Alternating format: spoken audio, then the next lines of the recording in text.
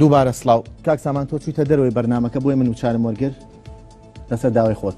کاک محەممەد سپاس بۆ بینەران.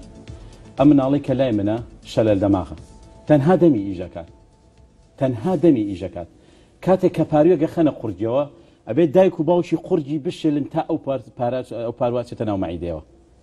حکوومەتی هەرێمی کوردستان بە چ ویژدانێک بە چ پێوەرێکی حکومڕانی بە چ پێوەرێکی ئەخلاقی بە چ پێوەرێکی ئاینی بە چ منطقێک هاتووی موچەی ئەم مناڵە کەمەکەیتەوە بە قەیرانی دارایی لە کاتێکا موچەی هەزاران وەزیر و هەزاران بندیوار و هەزاران خانەنشینی نایاساییت هەیە کە دەستت بۆ نەبردووە بەڵامی موچەی ئەم مناڵە شە لە دەماغە ئەبڕیت 365 ڕۆژە 600,000 داوە بە مناڵە بەس دایبیەکەی ساڵانە لە 500,000 نار تێپەڕێ. کامە ویژدانی حکومڕانیتانە کامە ئەخلاقی حکومڕانیتانە لە لای خوا کە مەدام هێڵی سوورە.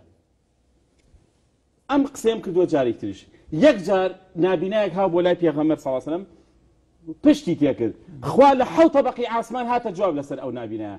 سەرۆکی هەرێمی کوردستان سەرۆکی حکومەت جێگرەکانی ئێوە لەسەر 100,000 کە مەدام نایەنە جواب ئێوە خۆتان لەخوا بە گەورەت لەزانن معقولە ئەم مناڵە دایک و باوکی سواڵی بۆ بکات؟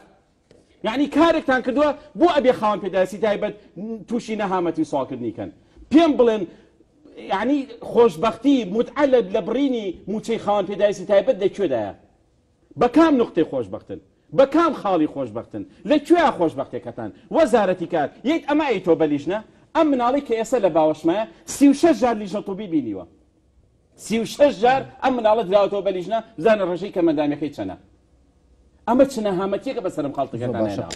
کاک سامان با وچانەکە وەرگرین بۆیە ئەو مناڵە بەریتە دەرەوەی بەرنامەکە و مناقەشەکەین. یەک ئەزیەتیە بێ ئێستا ئێسخانیەشکێت زۆر باشە وچانێکی کورت و